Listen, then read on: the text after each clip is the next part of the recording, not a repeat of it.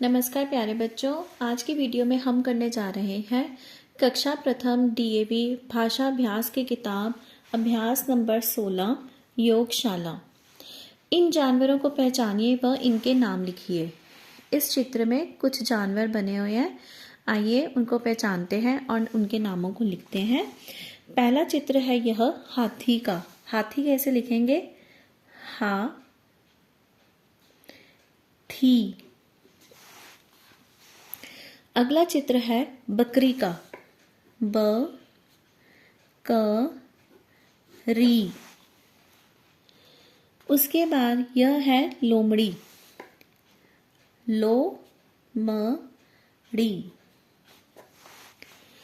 यह है हिरन। ही र न हिरन। यह है घोड़ा।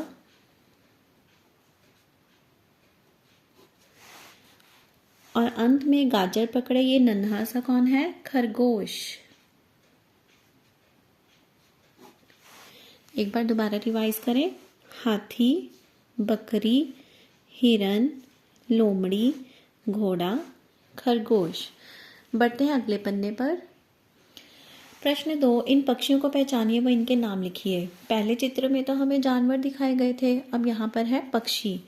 तो यह पहला पक्षी कौन है? कोयल, जो मीठी मीठी आवाज में गाने सुनाती है, कोयल। आगे यह है बुलबुल। बुलबुल की क्या पहचान होती है? इसकी बॉडी में हल्का हल्का सा लाल रंग होता है, बुलबुल। यह है कां का कटा हुआ कौवा।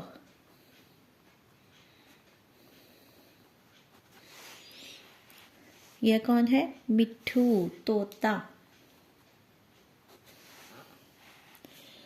यह है हमारा राष्ट्र पक्षी मोर।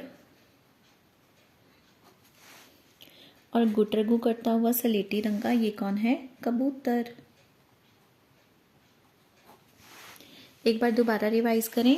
कोयल, बुलबुल, कौवा, तोता, मोर, कबूतर। बढ़ते हैं अगले पन्ने पर।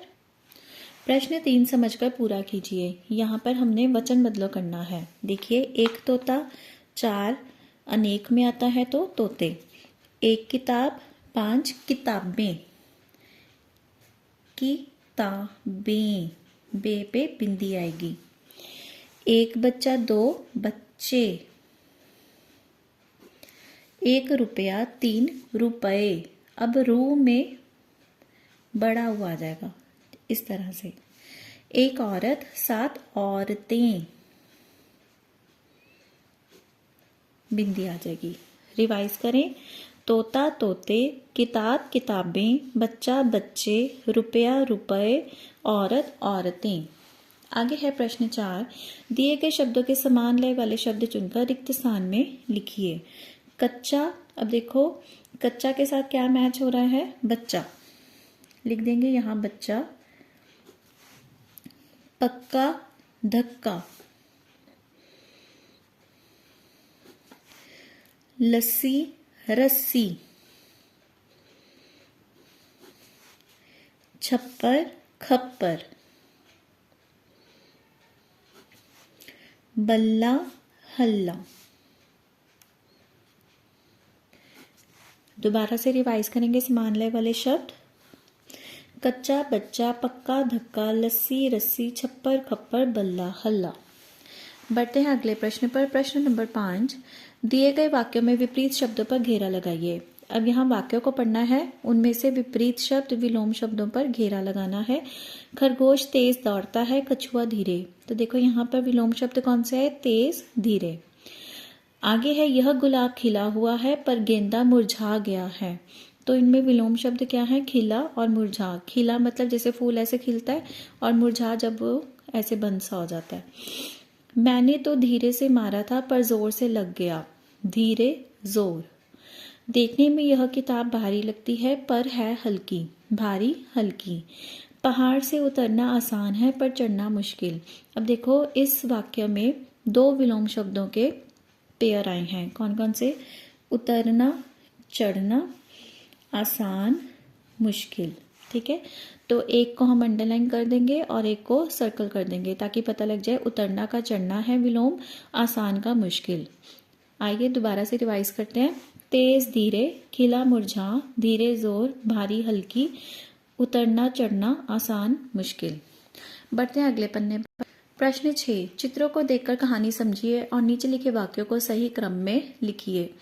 तो पहले हम चित्रों को देख लेते हैं। पहले चित्र में कछुआ और खरगोश दौड़ लगाने के लिए खड़े हो जाते हैं, शुरू हो जाते हैं, मतलब स्टार्टिंग लाइन पे खड़े हो जाते हैं। खरगोश आगे दौड़ता रहता है और बहुत आगे निकलने के बाद उसे लगता है कि कछुआ तो बहुत पीछे है, थोड़ी देर में सो जाता हूँ। वो झपकी लेने के लिए पेड़ के नीचे बैठ जाता है। कछुआ पर निरंतर चलता ही रहता है और खरगोश को भी पार कर जाता है।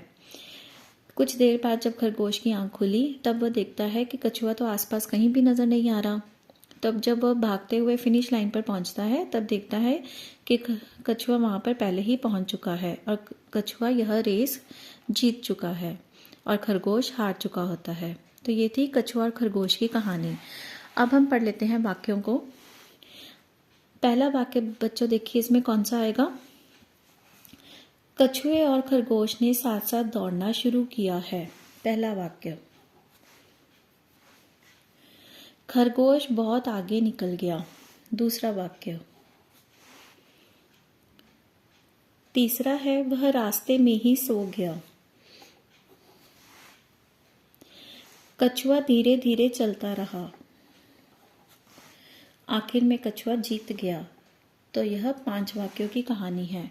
अब इन्हीं वाक्यों को सही क्रम में हम नीचे दिए फिलअप्स में लिखेंगे। ठीक है, तो पहला वाक्य कौन सा है? कछुए और खरगोश ने साथ साथ दौड़ना शुरू किया है। इसको लिख देंगे।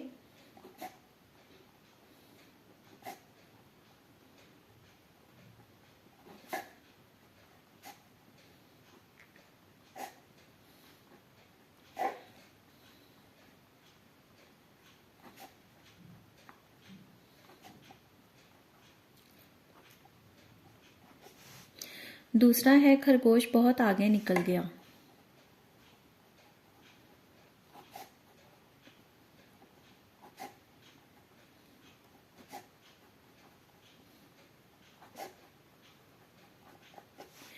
तीसरा है वह रास्ते में ही सो गया।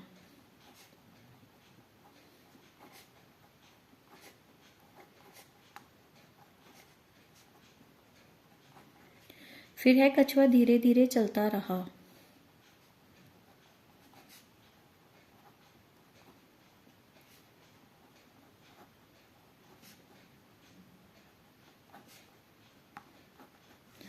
और अंत में है आखिर में कछुआ जीत गया।